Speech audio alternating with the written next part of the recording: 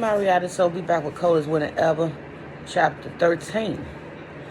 The same evening she called me into her bedroom, I had almost been staying here a week, yet I had never seen it. Now the bedroom is a place where a girl gets to say who she is. Just by the arrangement of the things, you should be able to tell something about the girl that maybe you didn't know. Soldier bed was round. It had a big circular base and a circular mattress on top. The sheets, blankets, and pillows were expensive. I took her to be freaky, even though that's not how she seemed. But why else would she have a brown bed? She had to go out of her way to get it. It must have been a sizable investment. I'm sure she had to go to a catalog or some custom designer to order proper linen and all that. Plus, she took more pride in her bed than she did in her footwear. On the wall, there was a sketch of Soldier. It was accurate because you could tell right away that it was her. The eyes and the dark pencil sketch stood out because they looked even bigger than her usually did. They were full of sadness. The artist even called her earrings, big ones like most ghetto girls rock. Do you like that picture? She asked after I guess I had been looking at it too long. Why do you look so sad? I asked as if I cared. Well, I was in Paris when that picture was drawn. It was my 21st birthday. I was happy to be traveling, learning, studying there, but I missed my friends and family. You mean you miss your man? I asked. She laughed a little. Yeah, him too.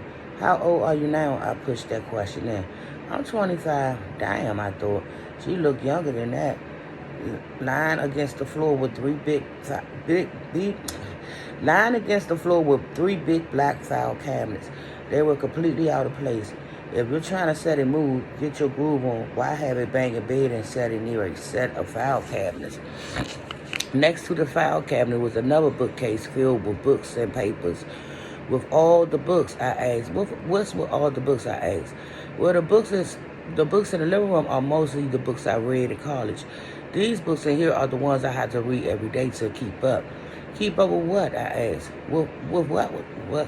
With what's happening in our community, in our world, you know. Seems to me if you live in your community, you already know what's happening.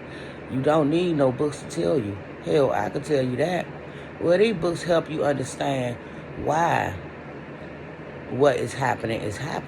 Usually in life, the same things are happening over and over again in cycles, you know. And if it's not a good cycle, you got to understand it in order to make it stop.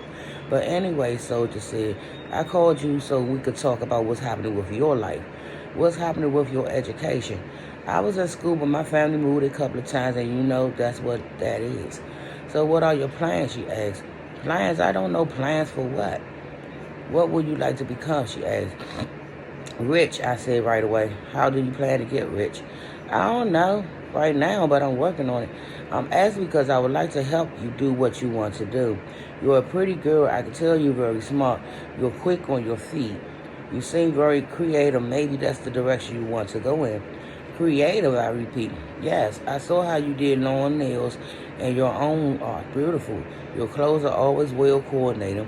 Now that's talent. Your hair looks as if it's not better than I've seen any hairstyles around here do. That's a talent too. So you just need to decide what you want to do and then get started. Otherwise, time will pass you by.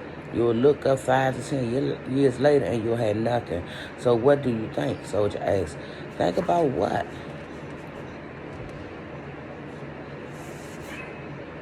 And I'm going to stop that right there, y'all. And I'll be back.